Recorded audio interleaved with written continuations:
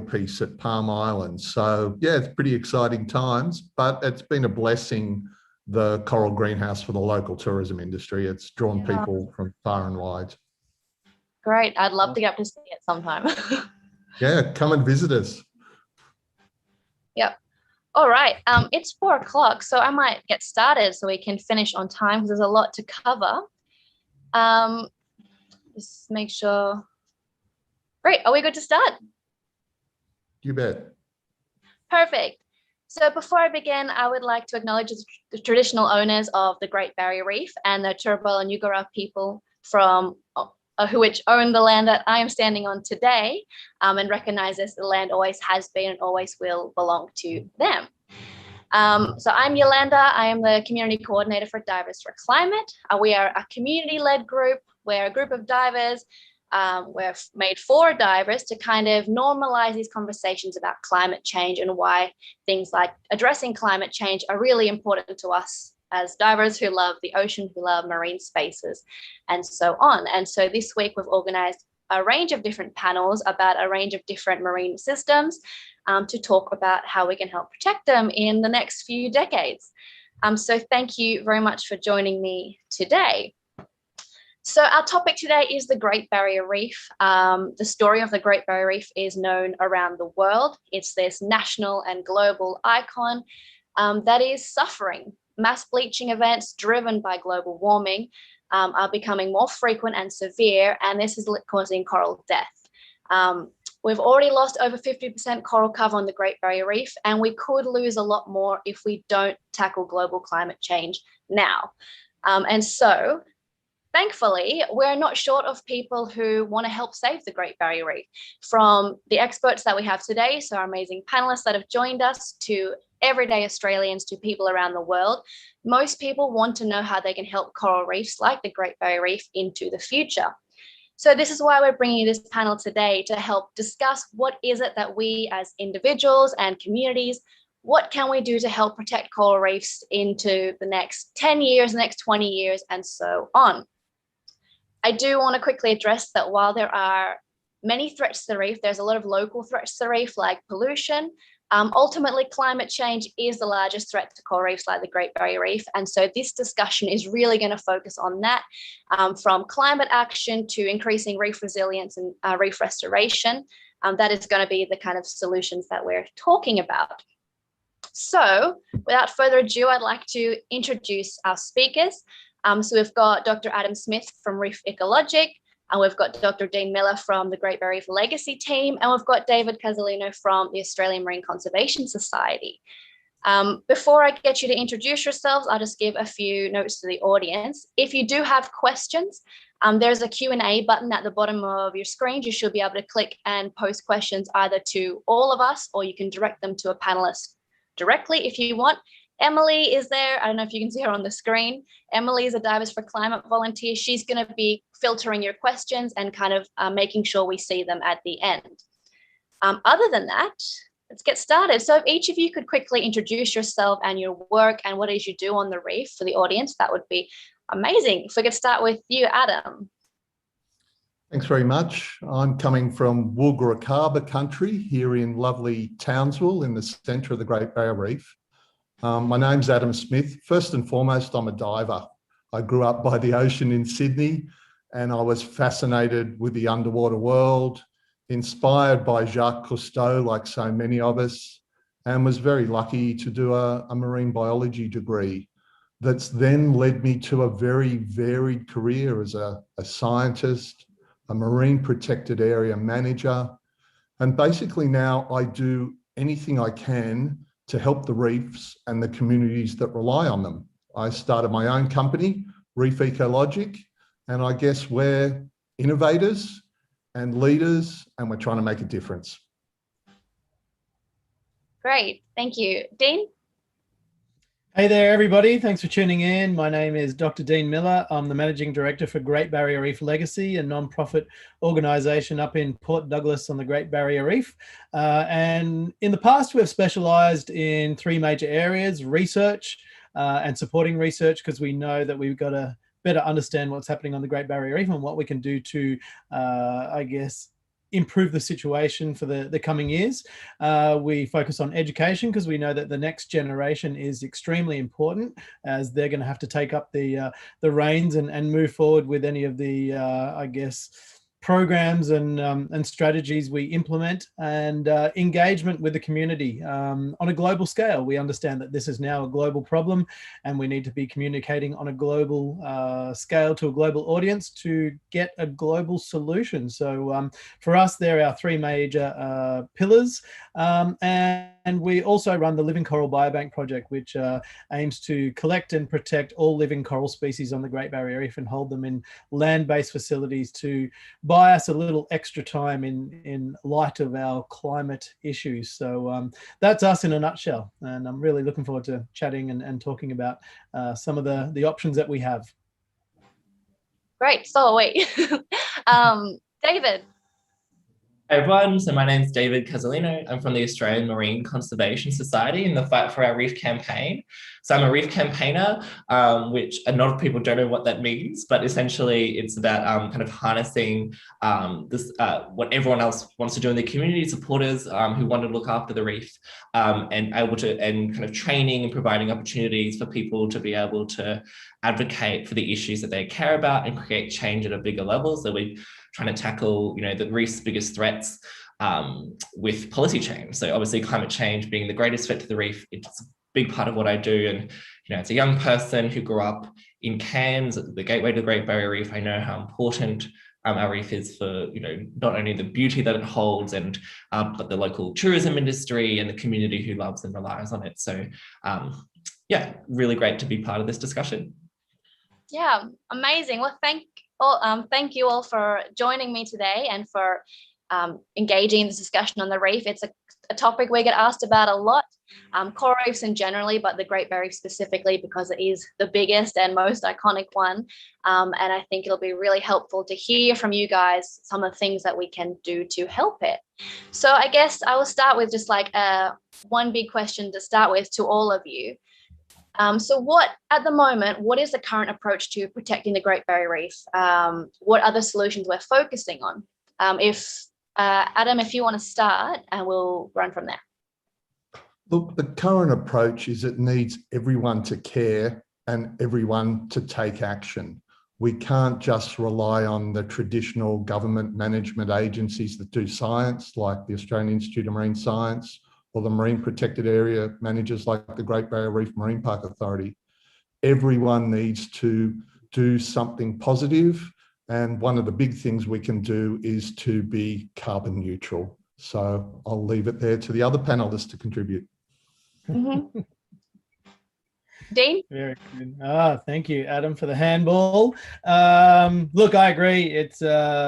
It can't be just left as business as usual, hoping that everything's going to be okay. We've experienced 3 mass bleaching events in the last 5 years on the Great Barrier Reef, and lost a significant amount of coral and diversity in doing that. Yeah, we sort of sit back and just expect nature to recover and do its best to take us into the future. I think that we're on a poor trajectory there. And if you look at all the I guess the statistics on where things are going in terms of climate and heat stress that corals will experience, it's not looking great. And so it's time now to intervene, to do something a little bit more, whether that means coral restoration, whether that means preventative measures like the Living Coral Biobank project, the cryogenic freezing of corals, a whole range of things that we have now on offer. None of them will really matter unless we address climate head on, and that's the big elephant in the room. We can tiptoe around it, we can say whatever we want, we can improve coral water quality, we can take out crown-of-thorns starfish, we can do all those other things, but when those heat stress waves come through, the corals have nowhere to go, and it's a very quick turnaround into coral mortality, which is what we saw in the far northern section of the Great Barrier Reef. So for me, unless we address that big issue, we're not really solving the problem. So yes, we've got to do all the other stuff, but we've got to do the big one. We've got to tackle climate change. Mm-hmm. Just with that one, so restoration is one of the things we get asked about a lot as well, and specifically like what what is the purpose of all that restoration stuff if climate action is a thing? If climate change is a thing we need to be tackling, like how does restoration complement the action on climate change? Yeah, sure. Look, I think restoration, and Adam is much more of an expert in this field than I am. Restoration can help a local area bounce back quicker by kind of a regenerative process. It's kind of like replanting a forest and you know, encouraging it to grow quicker than it would have without any intervention at all. That's great for a local area, say a tourism hotspot where tourism needs to continue. It won't really work on a large scale like the Great Barrier Reef itself. And for that, we need much bigger programs, which really don't exist in my mind at the moment. GBR Legacy is pushing for the Living Coral Biobank project, where we can go out and collect every species of coral on the Great Barrier Reef right now and hold them in living preservation in land-based facilities. Now, that's not going to solve the problem either, and we're not saying that it will. But what it will do is buy us a little bit of time, put a little bit of an insurance policy in place, because with every bleaching event, what we're actually doing is losing local diversity of corals and overall biodiversity on the Great Barrier Reef. So we have an opportunity now to go out and collect those corals, to hold them kind of like the seed bank in Norway. It's you know, it's a preventative measure, but it will also speed up reef and restoration efforts as well as research by having all those corals on hand, that genetic material, that tissue sample made available to, you know, all the research institutions around the world. And the response we've got from the project is really, really strong from researchers and restoration project managers alike, saying, if you're going to go out there and collecting all those species, then we want access to them. You know, it's kind of helping us, or it's almost acting as a catalyst so we can access all that genetic material without going out and collecting it ourselves. So yeah, I think restoration is good on a local scale. We don't have the answers for the big picture for the entire Great Barrier Reef or the world's coral reefs right now. That in my mind just doesn't exist. Yeah, and so talking about the big picture, David, your approach to saving the Great Barrier Reef. Yeah, so it's no easy task. And so if we're looking at, you know, what the world-leading scientists are telling us about climate change and its impact on coral reefs, the Intergovernmental Panel on Climate Change came out with a really landmark report back in 2018 that outlined just how sensitive coral reefs are. They're one of the most fragile systems we have in the world. So they're kind of canary in the coal mine for climate impacts that we're seeing already. And they outlined that if the world gets to 1.5 degrees of warming, we'll lose between 70 and 90% of the world's corals. And if we get to 2 degrees, we'll lose 99% of the world's corals. And globally, we're on track for a world with 3 or 4 degrees of warming. So painted a really stark picture of what's at risk right now. However, we also know that it's not too late to turn things around if we take really bold action right now. And you know, we're starting to see countries around the world treating climate change like the crisis that it is. Thankfully, our friends in America elected a president that's taking climate change really seriously and is getting the world together in the lead up to the next big global UN conference to raise the ambition on climate change and drastically reduce pollution. Unfortunately, the Australian government hasn't followed that lead as of yet. However, the pressure is building, and I think you know, reef lovers and divers need to be part of this change. I think we already are in many places, especially in Cairns. You know, I worked in Cairns the last 3 years, and it was amazing just by, like, you know, small groups of people getting together to talk about how much they love the reef and what they're sharing their experiences about the impacts of climate change that many saw in the tourism industry or just as recreational divers.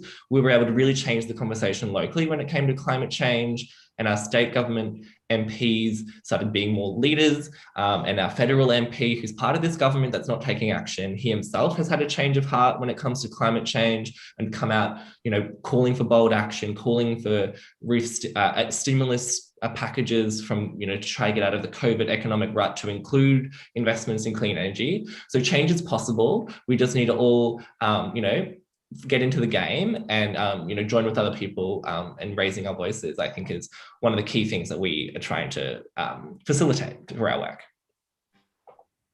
Yeah, amazing. So all of you have kind of highlighted that climate action and tackling climate change is that's what we need to be doing for the Great Barrier Reef. But I think a lot of people get confused about when you say, okay, we need climate action, we need to be carbon neutral, we need to tackle climate change.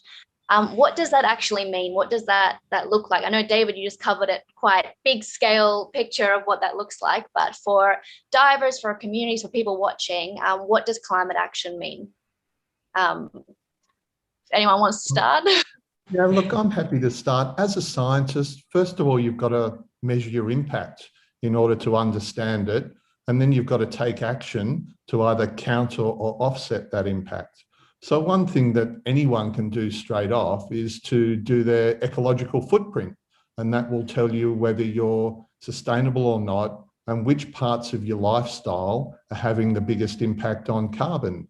And then you can decide to either pay for an offset or undertake some activities such as reduce, mitigate, or offset. So that's a small thing that you can do.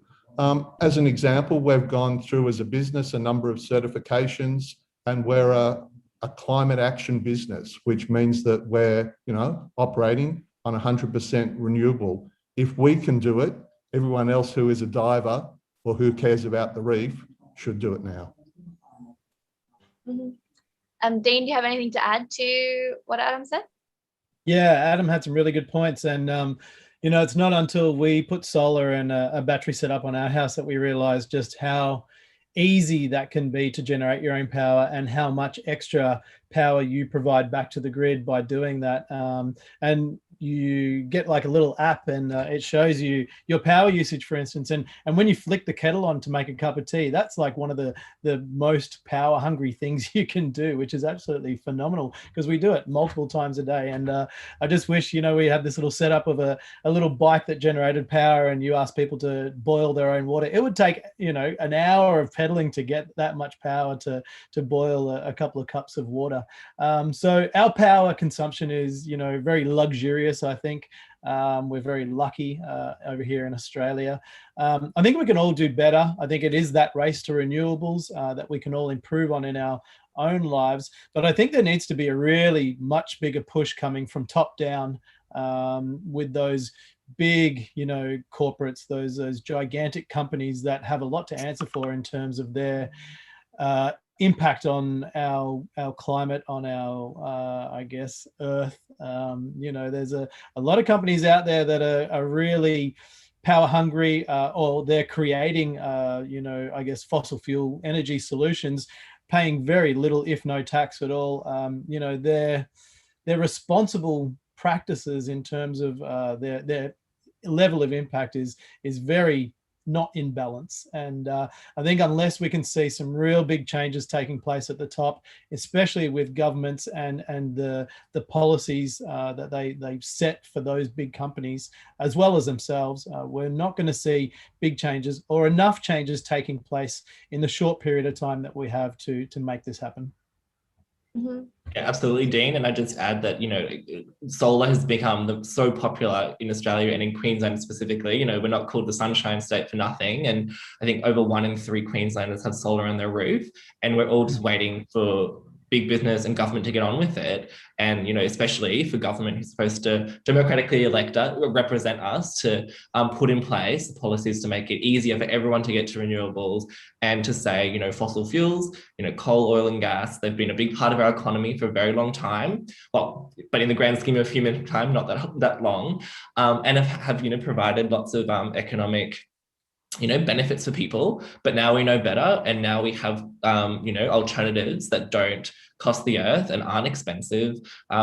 Electricity from the wind and the sun is free after the initial off costs of getting them. And so we're not talking about some futuristic crazy scheme now in terms of getting off fossil fuels. We have all the solutions waiting ready to go, and it's just about being more powerful than the vested interests as in the mining industry that wants to keep mining for coal and gas. And, in terms of really narrowing down, we don't just fight against the whole industry all the time. We kind of pick projects that are, really important. So many people would have heard of the Adani campaign and the Stop Adani campaign that, Dean and others have been really involved in.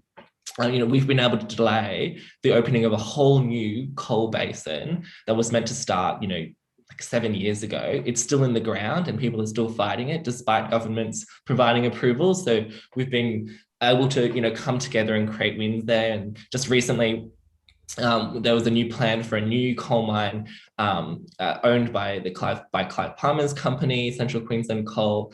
It would be proposed just 10 kilometres from the Great Barrier Reef World Heritage Area in Central Queensland, which is just nuts to think about any sort of massive development so close to the coast. But for this to be coal as well in the year 2021, when we know that we need to have an end to new coal if we're going to, get to 1.5 degrees. The International Energy Agency just came out and said that. This is a very conservative international kind of think tank. They basically did the maths and said, if we're going to reduce emissions in time, we can't have any new projects. So we had an initial win against the state government, who for the first time ruled that this would be an inappropriate development with unacceptable risks. And now it's up to the federal government to weigh in and reject or accept the project. So we're awaiting a decision in a few weeks. So folks at home can kind of look up on our website, on the Fight for Our Reef website, the Clive Palmer coal mine, and can take action to, write to the federal minister as well as their local MPs to, urge them to make the right call and defend the reef. Great. Just adding on to that. So in terms of actions, it seems that to a lot of people, it seems that there's individual action and then there's all this higher order action. And sometimes that can make people feel a little bit helpless when it's really those big corporations and governments, like you've all said, it's really, they need to step up. But in terms of us individuals, that can make, feel a little bit like, oh, well, what can I do if that's all happening? And so adding on the actions that you just mentioned, David, what else, how can people kind of engage in this system and push it towards a renewable future? I can start. Yeah, I would say find your people. I felt exactly like that, Yolanda, frustrated and helpless before I started taking action. And, as a young person, we've been learning about climate change in school all our lives. And then you get into the real world and discover that no one's doing anything at the pace that requires to solve this problem, and that the science is actually more developed and climate impacts are happening now closer than we ever expected. And it wasn't until I joined the Australian Youth Climate Coalition at university and I saw other people taking action and, was able to be part of the strategic campaigns keeping fossil fuels in the ground, that I actually felt some sort of hope. And I think through action, we find hope. And, groups like Divers of Climate are just one of many groups popping up now saying, I care about this thing. You're like me. Do you want to join with me? And I think, so if you're already part of Divers of Climate, amazing work, keep it up. And if you're not already, get involved. And if you're, in Queensland and, let's work together and, kick ass with some of these campaigns. And I guarantee you'll feel better afterwards. Sounds like a plan.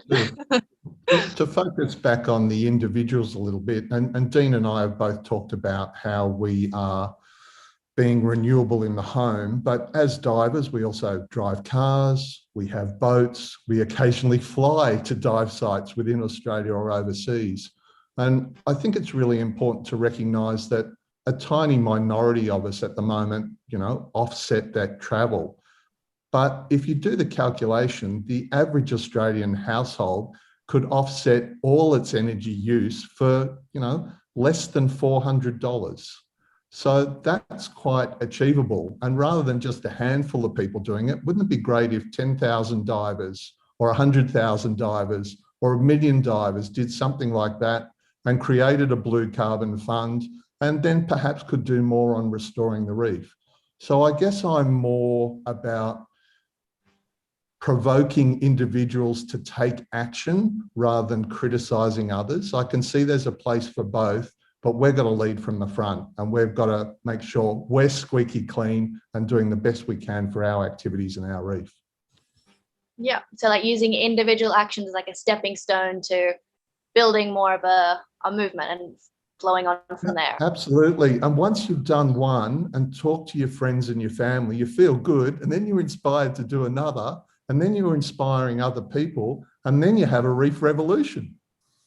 We actually did get a question because a lot of divers are guilty of flying a lot or traveling a lot to go to nice places.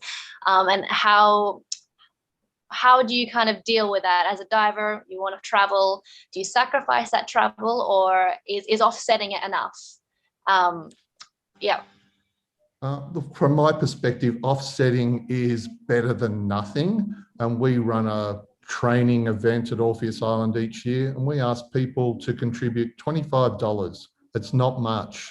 And that goes to offsetting their travel, their diving, their activities. And it gets them thinking then about their other activities. So once you start somewhere, then you hope that, you have that aha moment and you do more. There's just to chime in there, absolutely agree with what Adam's saying. And you are responsible for your own activities, and the more responsible you are, the better I think the whole situation would be. And yes, we have to lead from the front, and that's the only way it's ever been done in the past anyway. And hopefully the others will come along for the ride, and if they don't, then that's their own fault. But at least you're doing your bit. But in terms of traveling to diving destinations, places like the Great Barrier Reef, for instance, absolutely rely on the tourism dollar to, I guess, be valued in an economic sense that makes any meaningful, concept to our governments in terms of whether to protect, whether to allocate money. As soon as they realize that the tourism dollar actually contributes heavily to the Australian economy and our local economies, here in Port Douglas, our tourism industry is responsible for over 80% of our town's, I guess, livelihood. So we are heavily reliant on tourism. So don't stop visiting your local dive spots or your regional dive spots or your international dive spots, because I tell you what, a lot of that visitation is absolutely directly related to the protection of that area. And hopefully, in Australia, that flow-on effect is actually quite good in a lot of third world countries or lower socioeconomic places. I just hope that connection is actually related back to reef protection and restoration. But unfortunately, it's the dollar sign that actually allows us to argue for places to be protected. And I did my PhD on looking at the social and economic value of dive sites for the tourism industry for scuba divers who travel all around the world. And it wasn't until we could actually prove that, certain dive sites here on the Great Barrier Reef are worth hundreds of thousands of dollars each and every year. And then when you squirrel down and look at individual animals like potato cod and sharks, for instance, they're worth hundreds of thousands of dollars alive per year versus a $12, dead kilo fin price on the market. And it's unfortunate that we have to argue in a dollar sense, but that's the only way people start to take notice. So don't stop visiting those dive sites. I know our tourism industry absolutely needs a boost, but I tell you what, it's a hard decision when you've got to fly around the world and spend 12 hours on a plane and wonder how much you're contributing at the same time. But maybe Divers for Climate can provide some stats to our divers out there who love to travel, and I mean that gives us a reason to travel. What it actually costs to go to a place, I guess in a fuel sense. And like Adam says, if you offset, is that okay? Is that enough? Could you do more? They're the questions I think we can all ask ourselves.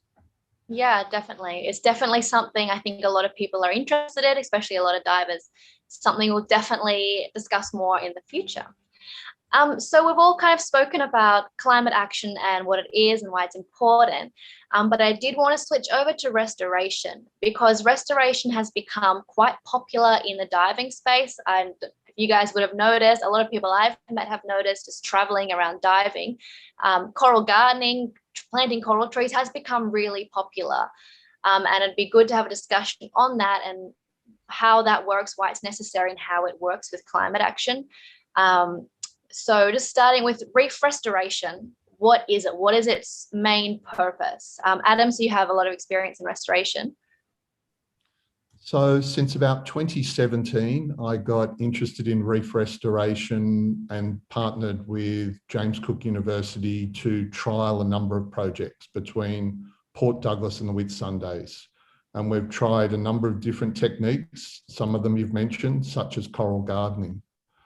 The way I look at it, there's a number of key advantages, ecological, and at this stage, those ecological advantages are fairly small.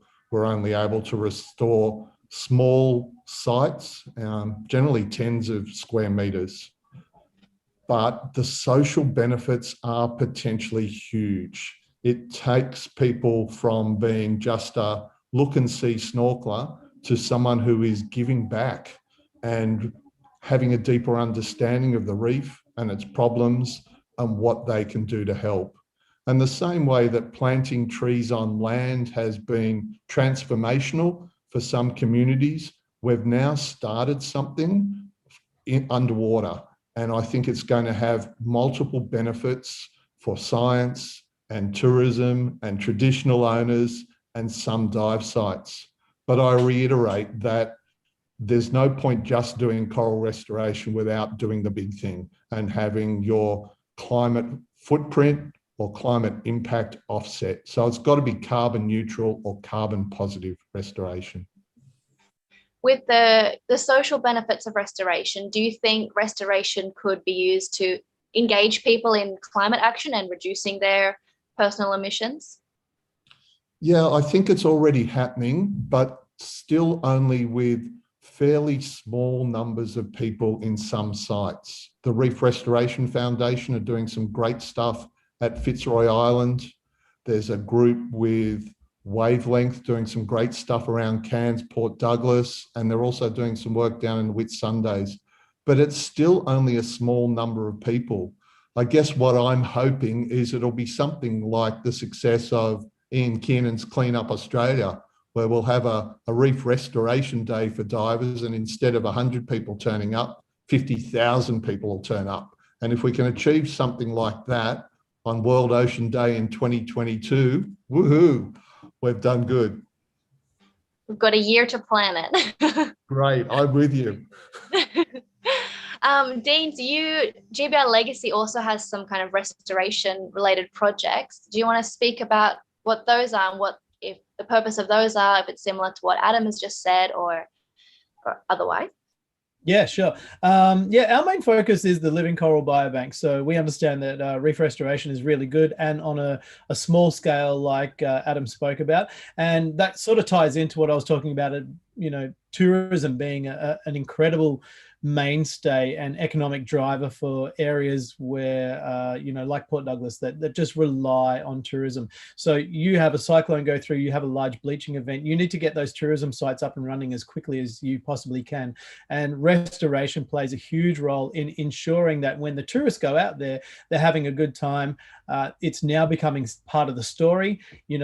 Here we are, we're going out with an operator, the operator's taking part in restoration activities. You can contribute either, financially, or you can, get involved yourself. That's really good. I think people getting their hands dirty and doing something is really important. You always ask yourself, what can I do? And here as divers, we're fairly skilled people in terms of a recreational activity. Or a sport, we have a high level of skill and expertise and equipment, let's put that to good use. And that's where restoration can really take place. But I guess at Great Barrier Reef Legacy, we're focusing on the Living Coral Biobank project, as I said earlier, where we're out there collecting living representatives of each species of coral and keeping them alive in land-based facilities. So that's assisting in these restoration efforts, in research efforts. And if we get to the point where a large bleaching event comes through again, and it's very likely in all the projections, we'll have that living coral stock on hand to potentially be able to go back out there and say, okay, this reef used to be made of 120 different species. We have those on stock. Let's get those ready for restoration back out to the reef, because locally they've now disappeared. So, that's a really important, I guess, insurance policy to have for the Great Barrier Reef and other places around the world. And we know that places like Florida, for instance, are having to create their own biobanks in response to a bleaching event as well as a disease that's gone through. And they're collecting any healthy live specimens of coral and keeping them alive in, fish tanks, in bathtubs, in swimming pools, whatever they can. So they're, having to do this. We have the luxury of time, not a lot of time, but we do have that moment where we can go and do this at our leisure to, get ready for future scenarios, and they are coming. And I think we need to be prepared for that and acknowledge that this is something that's going to continue. And I think a lot of people don't realize that, when you have a mass bleaching event, what you eventually do is lose the most vulnerable species. And, there's about 400 species of coral on the Great Barrier Reef. And if we start continuing to lose biodiversity in that coral system, the corals are the building block of a coral reef, and you can't have a coral reef without corals. But they're also that foundation species for all the different other organisms, thousands and thousands of mollusks and fish and different other, aspects that make a coral reef that we all love as divers. That will disappear when we lose coral diversity. So it's essential that we protect what's out there now and do everything we possibly can, which is the climate issue. B, we do whatever we can locally to improve the situation, which is your restoration. And C, hedge our bets for the future, which is the living coral biobank going, okay, let's quickly protect what we have so we can do something tomorrow. It's not too late. Mm-hmm. On the Living Coral Biobank, I have been following you guys for a while, and I know you've received a kind of mixed response to the biobank, a little bit of controversy there. Can you tell us a bit about what the response to that, like the Noah's Ark of coral, has been like? To be honest, mostly like 99% overwhelming. We have had a huge positive response to what we're trying to do. That's because it just makes sense. It's very simple. We're not waiting for a gap in technology to close. This is something we can do today. The aquarium industry and the hobbyists of the world who have been collecting and holding corals in their lounge rooms and offices for the last 30 or 40 years have really created this opportunity by working out how to keep corals alive in tanks. And because of those guys, we can now do it on a relatively big scale. So that's really impressive. A lot of the criticisms, well, the only criticisms that we've had is, why go out there and collect all the corals? Why don't you put your efforts into saving what's out there right now? And our answer is absolutely. We couldn't agree with you more. I think we need to do both. We certainly don't want people to stop, protecting the Great Barrier Reef natural system. That is our original biobank. That holds every species that we have on the Great Barrier Reef. All we're trying to do is make a data backup of that. And, if you've got your own photos or videos or, your essay that you're writing for your university degree, you'll know that you've got to back up that data because if you lose it, it's gone. And that's all we're trying to do. So we're not trying to divert attention. We're trying to be complementary. As I said, we'll have that living stock on hand for restoration activities like Adam's talking about. But once they go, they're gone and you cannot get them back. So I think we really need to put that insurance policy in place, and it's not an expensive exercise to do it, given the amazing aquarium hobby that's paved the way for this to occur. So yeah, it's a simple solution to a complex problem. Yeah. Speaking of the public responses to things, David, I know you have some interesting responses to getting people to engage with climate change and climate action. So getting people to engage in restoration is one thing, and getting people engaged in something as political as climate action is another one. So what are some of the responses you've had up in Cairns or in Brisbane trying to get people involved in climate action for the reef? Yeah, absolutely. And I just wanted to make a note on the restoration stuff too. I think as both Adam and Dean mentioned, a lot of the scientists leading on this work have all said that, we can do all these things. but it will only work if we can stabilize global temperatures. And so I think that's a key message in anything about restoration, that it always needs to be accompanied by the requisite climate action. It can't be independent. And so I think, you know, climate change is not a very sexy topic. And so you've got to kind of do some interesting things to kind of make it exciting for people. But luckily we've got something, you know, like coral reefs that are just the most beautiful, you know, diverse, incredible ecosystems that, you know, anyone who travels to see the reef will just fall in love. And I think that's the reason why we're here. Like, as Dina was saying earlier, the tourism industry is why we're here talking about the reef, is because by coming and seeing and falling in love, people can go home inspired to take action and fight for its future. And so we often start our climate conversations, whether it's on a market stall or even online or with our family and friends, and kind of in our trainings, we start by talking about the reef or the thing that you love or the places that you love, rather than talking about climate change, because the fossil fuel industry has created a lot of doubt around the science through really concerted actions for decades. And so by starting more with the common values and the things that we love, we can kind of going to get people on a same level. And then from there, we can talk about, you know, the impacts that we've seen on climate change and what the solutions are, which are, of course, to, you know, keep fossil fuels in the ground and you know, shift away to clean, renewable energy. And so, you know, we've done a whole bunch of things to get people involved. We've held, you know, kind of Rock for the Reef concerts.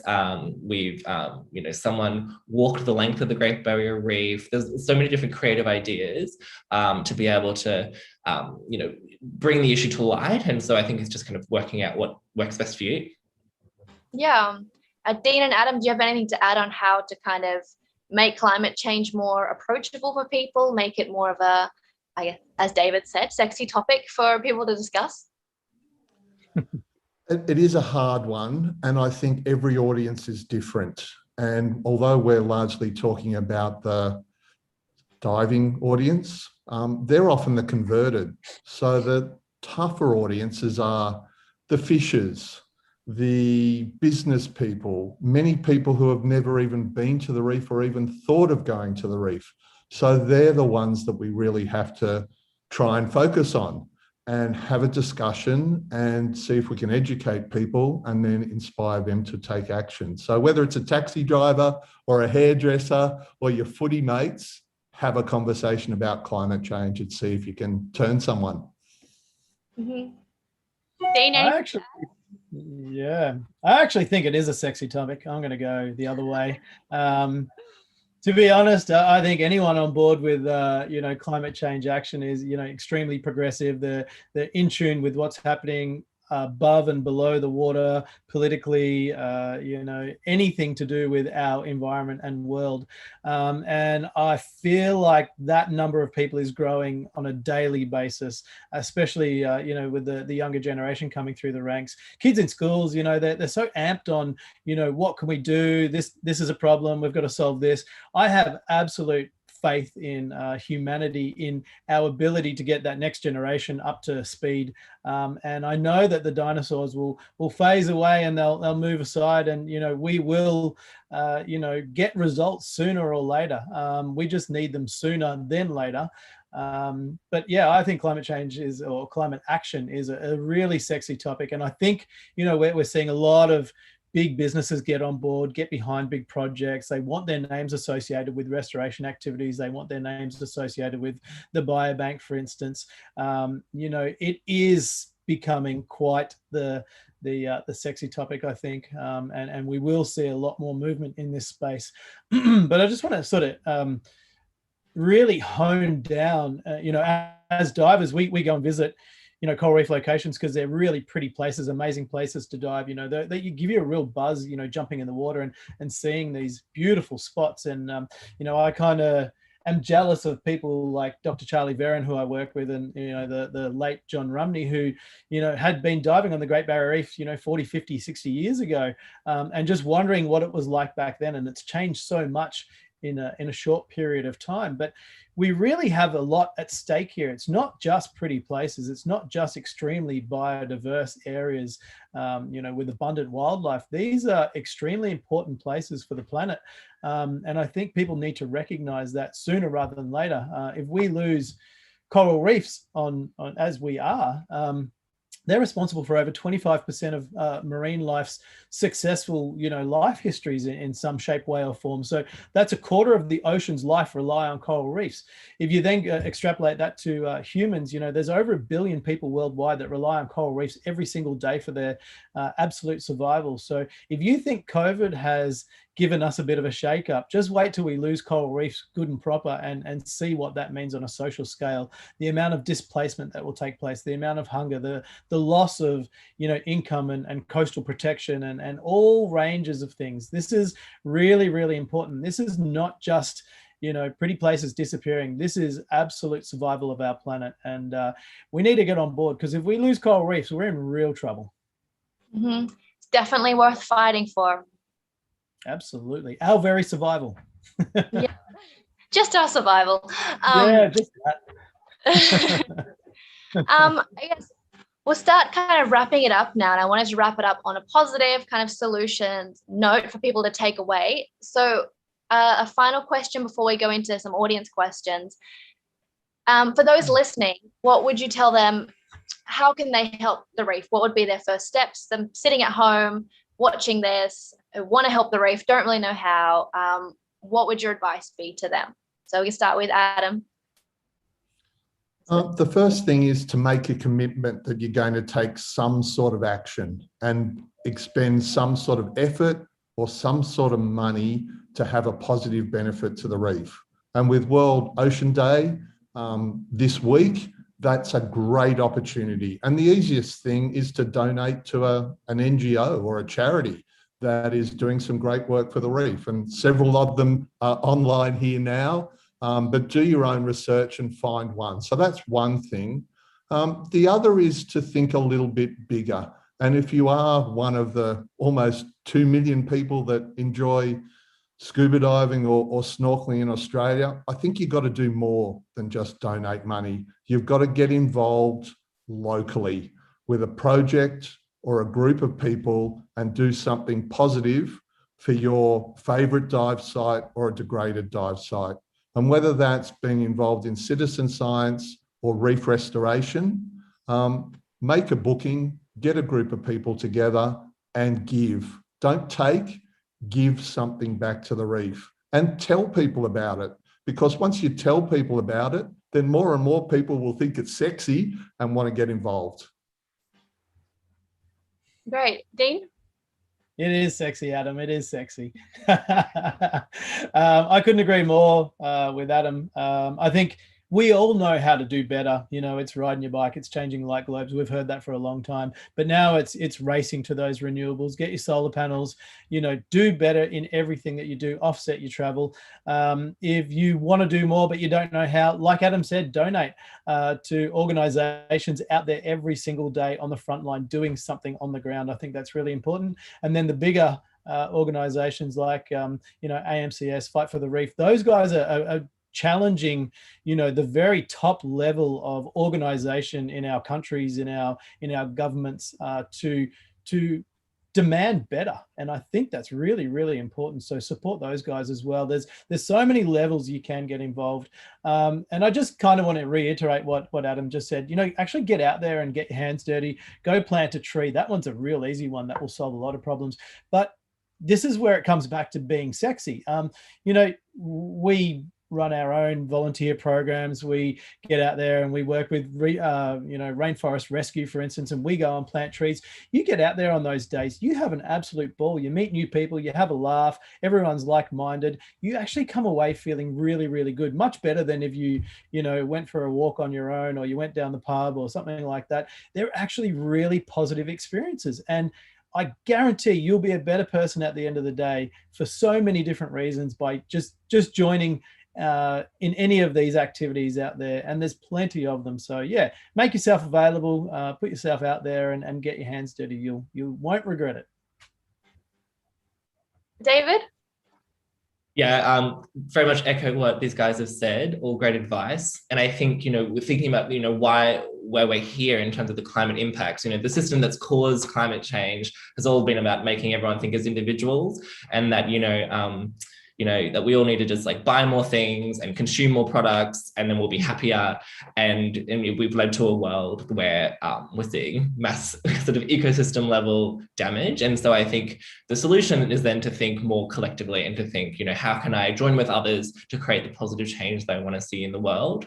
And whether that's signing petitions, joining restoration efforts, coming to events, joining a local group. Those are all the things that can connect you back to each other and to nature, and so we can kind of create a better world in the process. And I'd also just say, if you're in Australia or in a country where you can vote, that's another key time when you should be thinking about the reef and climate change. I think a lot of the people, like as Dean was saying, we are in the majority. Most people do agree that we need climate action, but they just don't vote like it. And so I think a key thing and we've got a federal election in the next year. So before that happens, groups like ours, we compare policies of the parties, we make it publicly available, but do your own research so that you're being informed and you can inform others about where the parties stand. It's not about joining one party or being really partisan political, but it's saying these are key opportunities to create change, and we can't keep letting deniers and people who want to hold us back keep driving the show.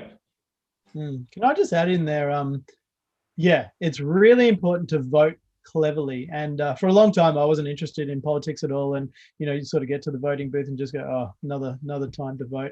But AMCS make it really, really easy to learn about what's on offer and which parties are doing what. And I think take 10 minutes out of your time before you get to that booth and make a real decision, because you're stuck in that decision for the next 4 years. And I think globally we've all seen the damage that can happen when you vote incorrectly, or you think you're doing the right thing and someone takes advantage of that situation. Let's not go there again. Let's be really, really clever about our leaders and try to elect and demand for actual leaders. I don't think we've seen one for a long time, and unless we actually push for it, they won't step up to the challenge.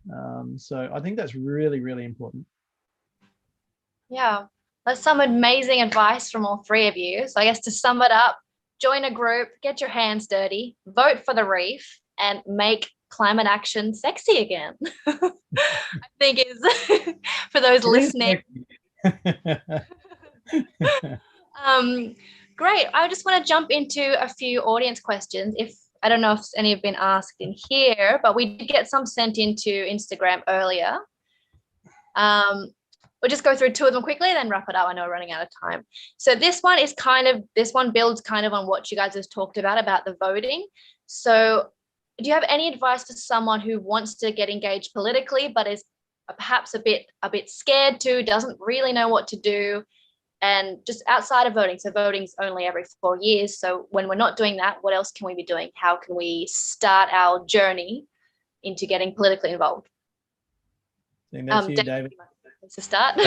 Fantastic question. It's almost as if I submitted it myself. No, I promise I didn't.